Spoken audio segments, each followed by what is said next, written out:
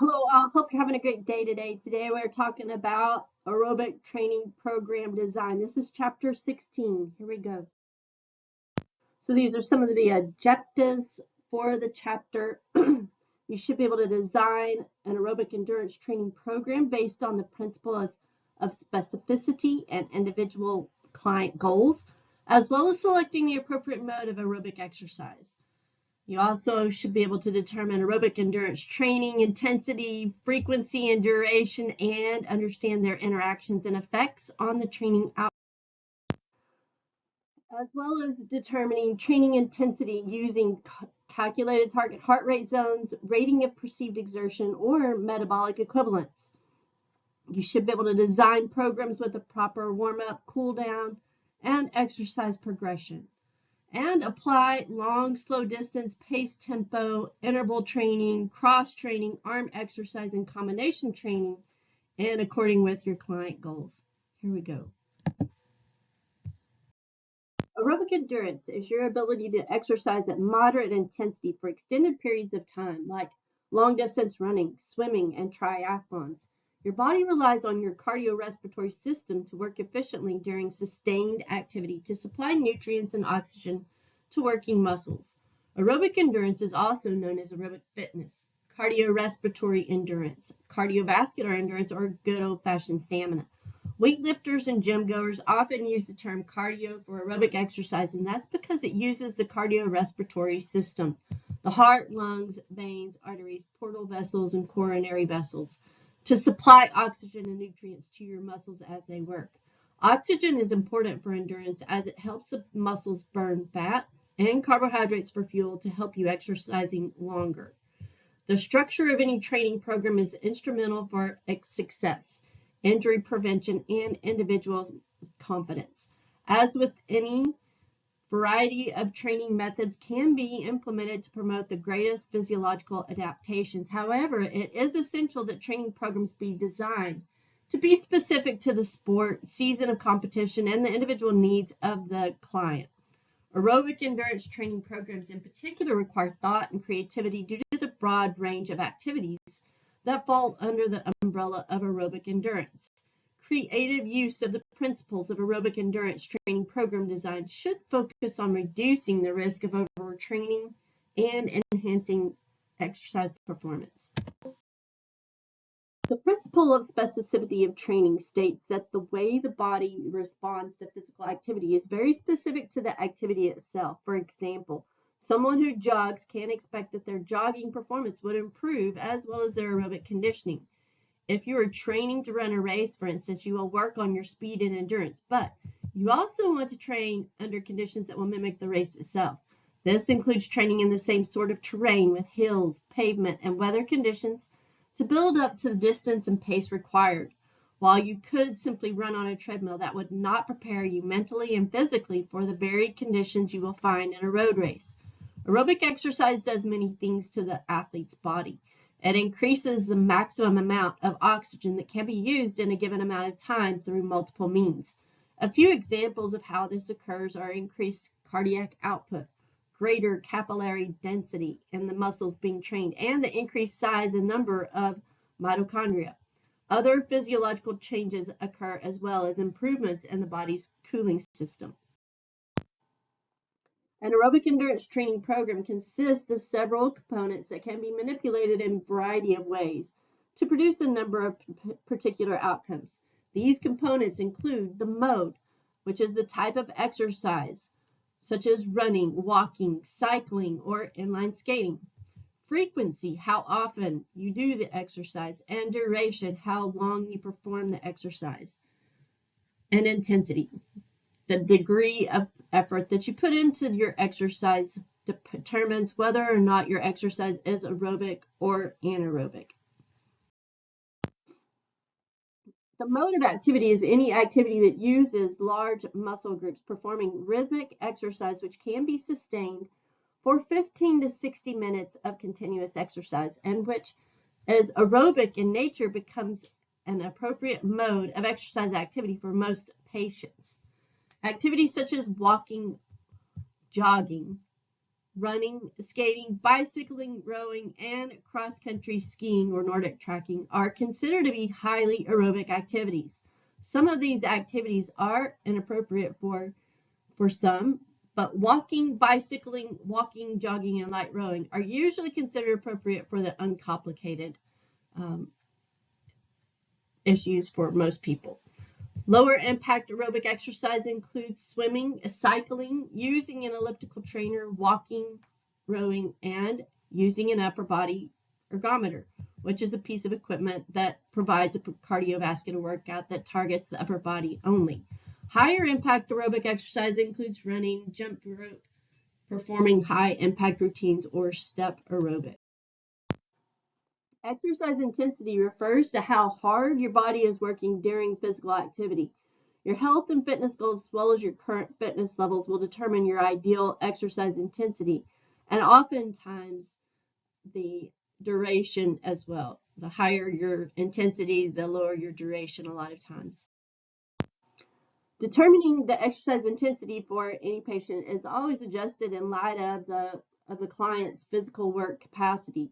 For females above the age of 50 and for males above the age of 40, it's highly recommended that they undergo a graded exercise stress test, or VO2 max. This test is most often performed on a treadmill, although they can also be done on an ergometer. It just helps in determining what their maximal heart rate should be and their VO2 max. And this is just a chart demonstrating the relationship between VO2 max, the percentage of VO2 max, as well as the heart rate reserve and your max heart rate, which we'll talk about here in just a moment. So exercise intensity refers to how hard your body is working during physical activity. Your health and fitness goals, as well as your current level of fitness, will determine your ideal exercise intensity. There are generic formulas that are useful for estimating heart rate for a large group of people. On an individual basis, however, there are more accurate ways to prescribe intensity that involve actual performance-based values and account for an athlete's specific physiology and training background. Nicolaitis is one that has compared the use of 3 separate heart rate max equations against a measured maximum in an age group distributed sample of sport athletes under 18 years old. 2 of the equations are widely used and talked about here.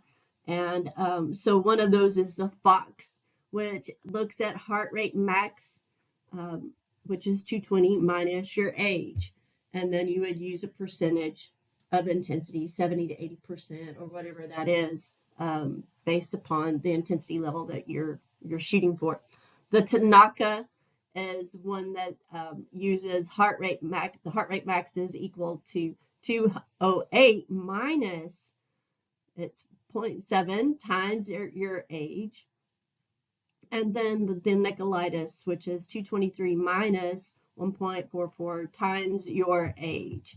And so to physically measure heart rate max, all of the athletes participated in a graded exercise field assessment involving a 20-meter shuttle run endurance test. And all total 147 athletes across a wide variety of sports were addressed for both predictive and actual measurement. The values were then compared for data analysis. This study found that none of the predictive heart rate equations provide accurate values of heart rate max in the sample of young athletes. The Tanaka HF heart rate max equation underestimated the actual max. Fox heart rate max and Nicolaitis overestimated the actual max across the whole sample. Equations that overestimate can lead to athletes working at a higher intensity than desired, and those that underestimate can lead to lack of stimulus for adaptation. The equations cannot be validated in the study. If, however, they are a limiting factor in developing an exercise program, the Tanaka equation can be used when coaches want to avoid overtraining. And the Fox and heart rate max and Nicolaitis can ensure the adequate intensity stimulus provided. I think depending upon the age group that you're working with, I think the population that it gives here is good. The Austrian is one that's been used for many years, and one that I've used personally and I like. and that you can use it with men and women from 4 to 34 years of age. And then the Tanaka is one that we have used with healthy men and women. So age-predicted heart rate formulas have long been used in athletic and fitness communities as a way to measure and safely prescribe exercise intensity. The age-based prediction equations of maximal heart rate, such as the popular formulas Fox's 220 minus your age or Tanaka's 208 minus 0.7 times age, have been widely used in various populations. The intensity of exercise for an appropriately or apparently healthy individual is usually between 40 to 85% of their VO2 max, or its equivalent in heart rate, which is 55 to 90% of maximal heart rate. For someone with cardiac issues, the ideal heart rate training zone will be between 40 to 75% of their maximum symptom limited heart rate, as determined from a graded exercise treadmill test. The Carbonin method, otherwise known as the heart rate reserve formula, takes your resting heart rate into consideration by introducing the difference between your maximum heart rate and your resting heart rate. To determine your heart rate reserve, take your heart rate max and subtract your resting heart rate. For a more accurate calculation, average the sum of your resting pulse for 3 consecutive mornings prior to getting out of bed. The Carbonin formula is your heart rate reserve multiplied by the percentage of intensity plus your resting heart rate. So here again, to calculate exercise heart rate range, you want to assign an exercise intensity of somewhere between 64 to 95% of their age predicted max heart rate, or if you're using heart rate reserve, it should be between 40 to 89%. Wearable technology is an exciting and inexpensive method for monitoring training intensities and providing data for performance testing. The assessment of functional capacity reflects the ability to perform activities of daily living that require sustained aerobic metabolism. Functional capacity is the ability of an individual to perform aerobic work as defined by the maximal oxygen uptake, or VO2 max. That is the product of cardiac output and arteriovenous oxygen difference at physical exhaustion.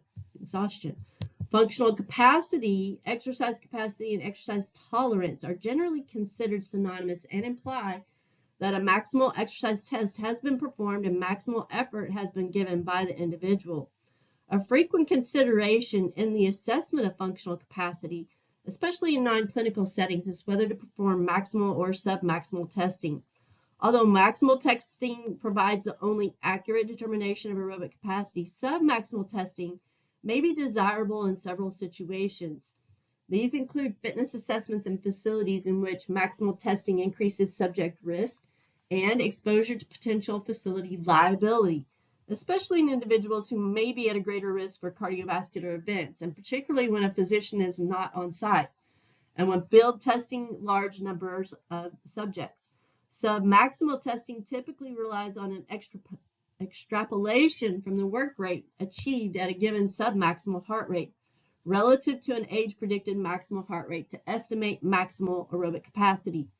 Achievement of 70% of heart rate reserve and 85% of age-predicted maximal heart rate have been proposed as determination criteria for submaximal testing.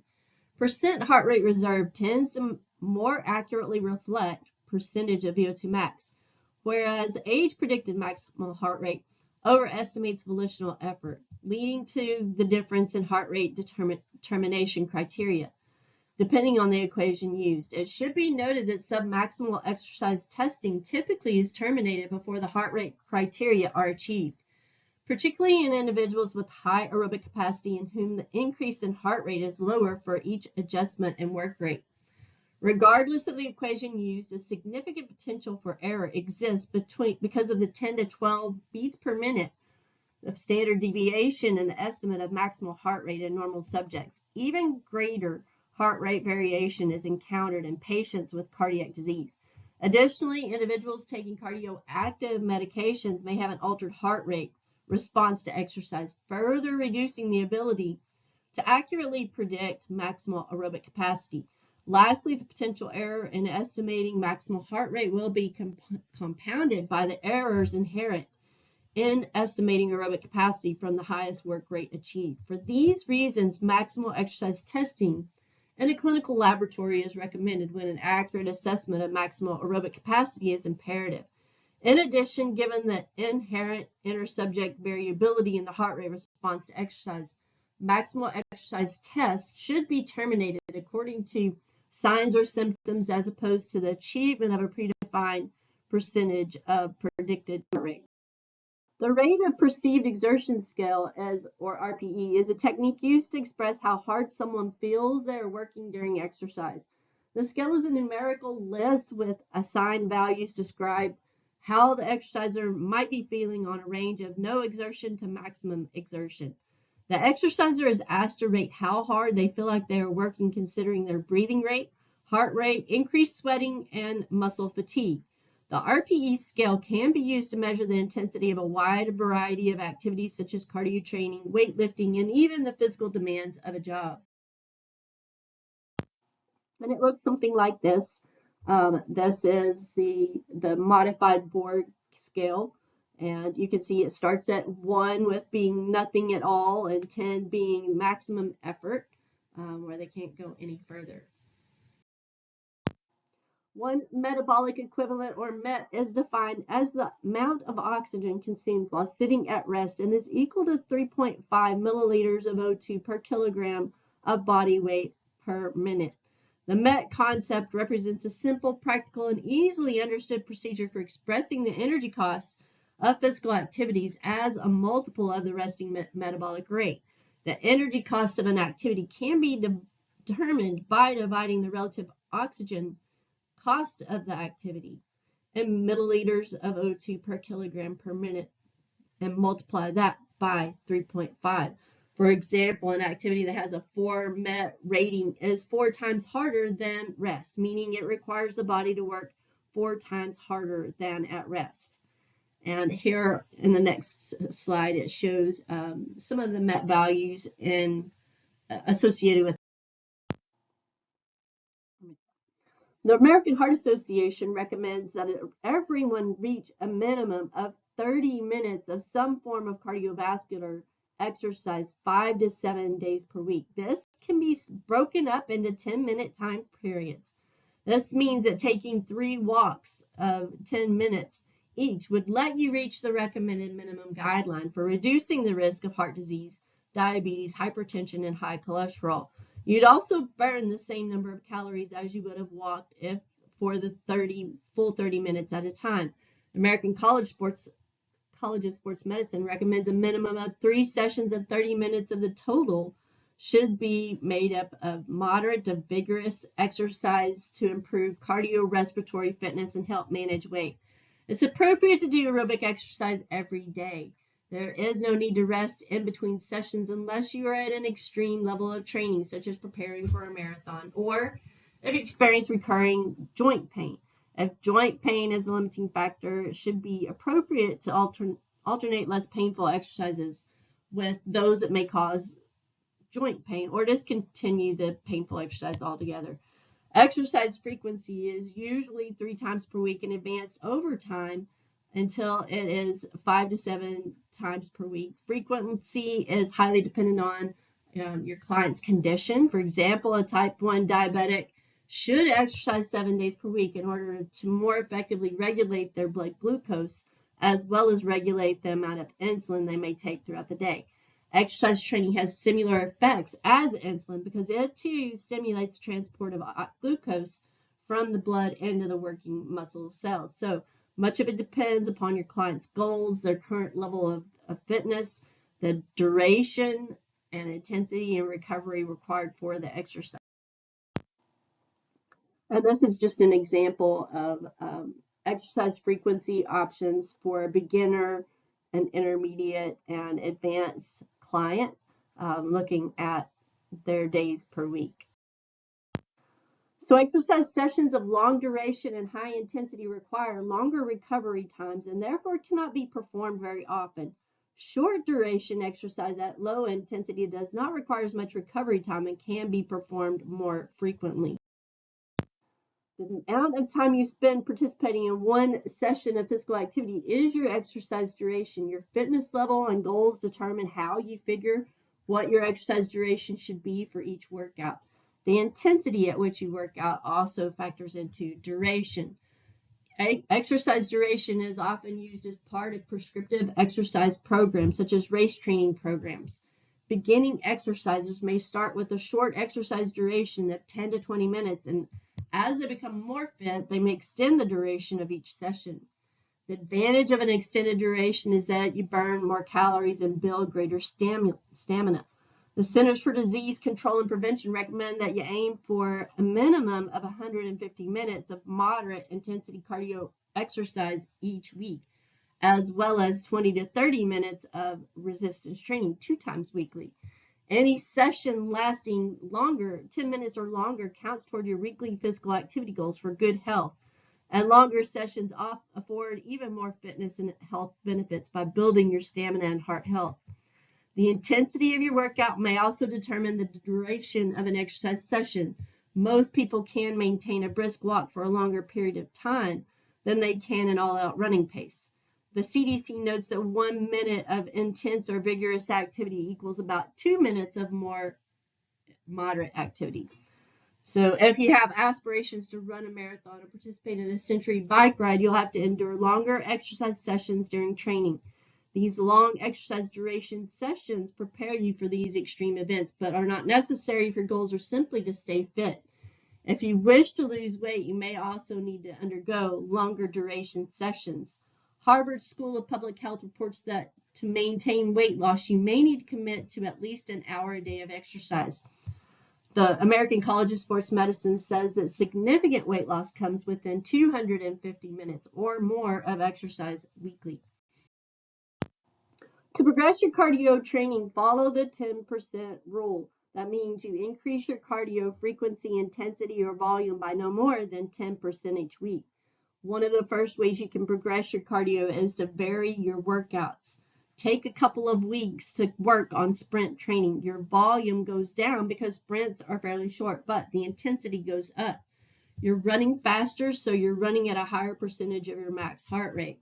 You can also stay in the heart rate zone you exercise at while you increase the number of times per week and the duration of each workout by a few minutes. This will increase your total weekly volume.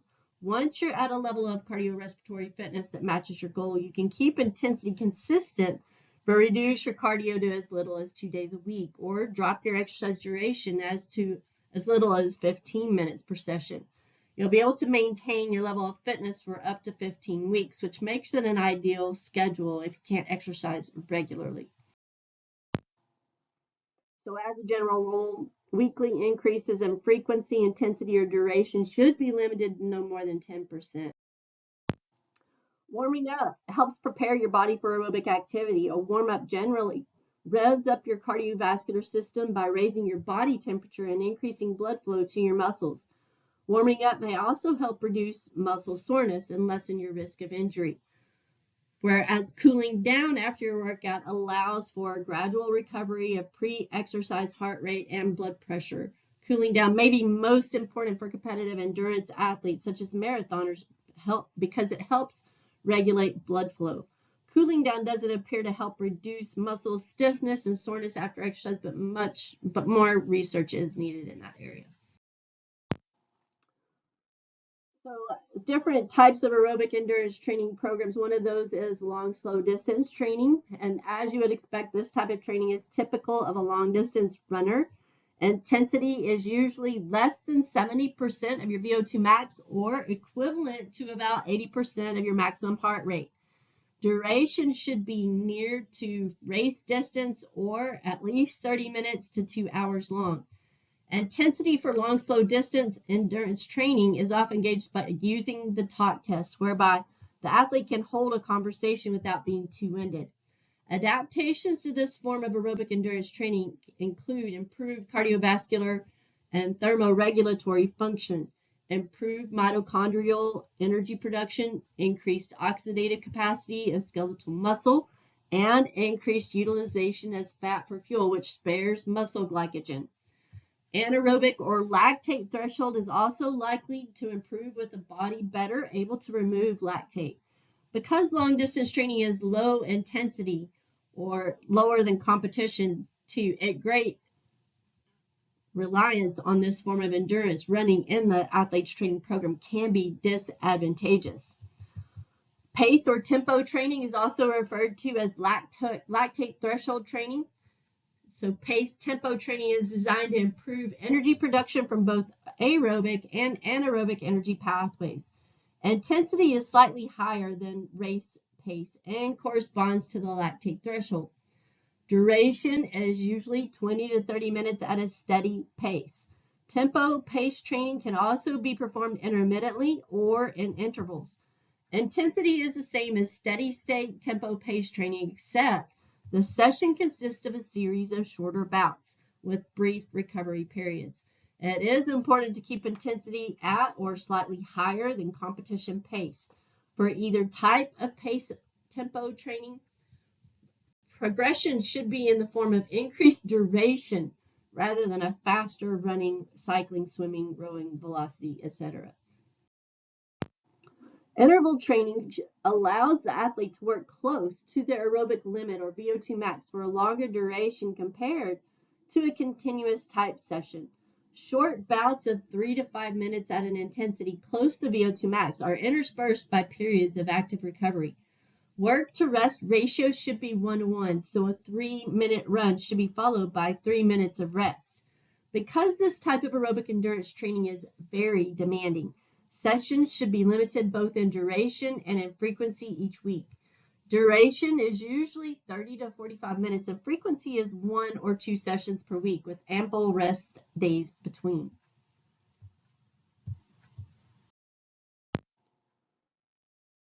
Your repetition training, this is the most intense form of aerobic endurance training. Performed at a pace greater than VO2 max, it places a high demand on the anaerobic energy systems. Work intervals are usually only 60 to 90 seconds, separated by rest intervals of 5 minutes or more. Typically, work to rest ratio is 1:5. Repetition training helps to improve running speed, running economy, and builds a greater tolerance to lactic acid. Endurance athletes often use repetition training to help in the final kick of a race. Due to the high intensity nature, only 1 session per week is recommended. Fartlek training combines a some or all of the above aerobic endurance training techniques. It will include a long, slow distance run or cycle at about 70% VO2 max that form the foundation of the session, and it's combined with short bursts of higher intensity work. There is no set format for a fartlek session, although there are some standard sessions that have been developed by coaches over the years. Fartlek endurance training will improve VO2 max, exercise economy, and lactate threshold. It also adds a nice change of pace to the more monotonous steady state training. Research supports the development of an aerobic foundation before integrating advanced metabolic conditioning training modalities like high-intensity interval training or HIIT and advanced resistance training circuits or boot camp style programming. Circuit training is a form of body conditioning that involves endurance training, resistance training, high-intensity aerobics, and exercises performed in a circuit, similar to a high-intensity interval training session. It targets strength building and muscular endurance. The goal is to increase heart rate to the training zone and keep it there for the duration of the exercise session, thus inducing improvement in cardiovascular endurance and muscular endurance at the same time. Unfortunately, most investigations on variations of circuit training have shown that although strength increased, VO2 max did not significantly improve compared with values for participants in an aerobic exercise only or combined circuit training and aerobic program. So circuit training is a form of body training that combines endurance training, strength, and high-intensity aerobics. It typically involves several different exercises that target various muscle groups, and each exercise has a target rep range or time cap in which the exercise must be completed. Once all exercises in a single circuit are completed, there is typically a rest period of 1 to 2 minutes. Circuits can be completed in various time frames and evoke great health and fitness benefits regardless of the time devoted to it. Circuits can last between 15 to 60 minutes, and due to the high intensity structure, you'll feel like you're getting a great workout regardless of how much time you must commit. Several studies have shown that individuals have seen major improvements in their fitness status with circuit durations of as little as 7 minutes. Several studies have shown that circuit training can elicit increases in both upper body and lower body 1 rep max, making it a great exercise to target whole body fitness. Studies have shown major increases in muscle mass in both trained and untrained populations. However, untrained populations demonstrate greater improvements since they have more ability to show improvements in shorter time frames. Circuit training induces the same anabolic signaling and maximal muscle fiber recruitment that conventional resistance training does, but without the need to use as much weight since there are shorter rest periods between sets. Another variation of circuit training is when you have a very small window of rest of 10 to 30 seconds between exercises in a single circuit. Most circuits are completed 1 to 3 times depending on the number of exercises that are involved in a single circuit. Cross-training is defined as an exercise protocol that utilizes several modes of training that are outside the athlete's main sport to develop a specific component of fitness. Cross-training is a way to vary your fitness program by combining different types of exercise activities. When working out, it is important to include a variety of exercises.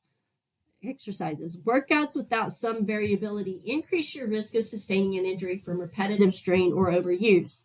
Cross-training also reduces the risk of injury from repetitive strain or overuse and offers additional benefits. It provides flexibility in your training needs and plans. If pool is closed, you can go for a run instead. It allows you to continue to train while injured, conditions the entire body and not just specific muscle groups, and improves skill, agility, and balance. It produces a higher level of all-around conditioning and works some muscles while others rest and recover. When developing a cross-training routine, the goal is to select exercises that require different movements than your preferred activity. For example, runners may want to include racquetball, swimming, or weight training. Adding circuit training, sprinting, plyometrics, and other forms of skill conditioning, such as balance training, is a well-rounded option as well. To customize your personalized cross-training routine, you want to select exercises that are different than what you have been doing previously. So cycling, racquetball, basketball, rope jumping, rowing, running, skating, inliners, ice, skiing, and stair climbing, as well as swimming.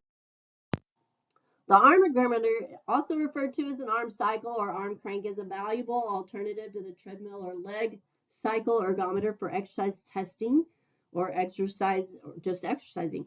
And the arm ergometer stress test, the patient can sit or stand while cranking the arm ergometer. The test protocol is graded just as a treadmill protocol with increases in workload every 2 minutes until exhaustion. Either of two protocols can be used, one more rigorous than the other, depending on the age, sex, and activity level of the patient. Peak oxygen consumption on the arm ergometer is approximately 65% of treadmill peak oxygen consumption and 70% of leg cycle peak oxygen consumption on account of the small exercising muscle mass. However, peak heart rate reaches 90 to 95% of predicted, with peak systolic blood pressure reaching 80 to 85% of what is typically achieved on the treadmill.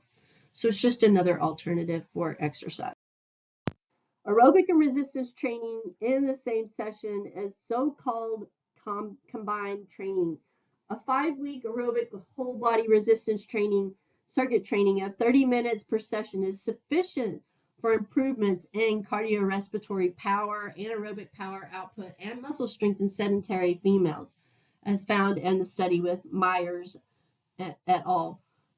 In 2015. Similar adaptations in anaerobic power output and muscle strength were observed in traditional concurrent resistance and endurance training at 45 minutes per session without the added benefits of increased cardiorespiratory power. A circuit-based whole body aerobic resistance training program can elicit a greater cardiorespiratory response and similar muscular strength gains with less time commitment compared with a traditional resistance training program combined with aerobic exercise. Research has shown that when properly designed resistance training and aerobic endurance training programs are combined, the increase in strength gains will be blunted while VO2 increases normally. Clients will see increases in aerobic endurance similarly to those they would have seen if they had done only aerobic endurance training, but the increases in strength from the resistance training portion of their program will be smaller than if they had done only resistance training. And so, in designing your aerobic endurance training programs that meet your client goals and improve working capacity of the cardiovascular and respiratory system, it requires careful thought and accurate calculations. Because of individual differences in exercise preference, long-term goals, and current training status, personal trainer must take care when manipulating the components of intensity, duration, and frequency. Combination of aerobic and resistance training will allow clients to continue making improvements in aerobic capacity and overall fitness. And that is all I have for today. Are my reference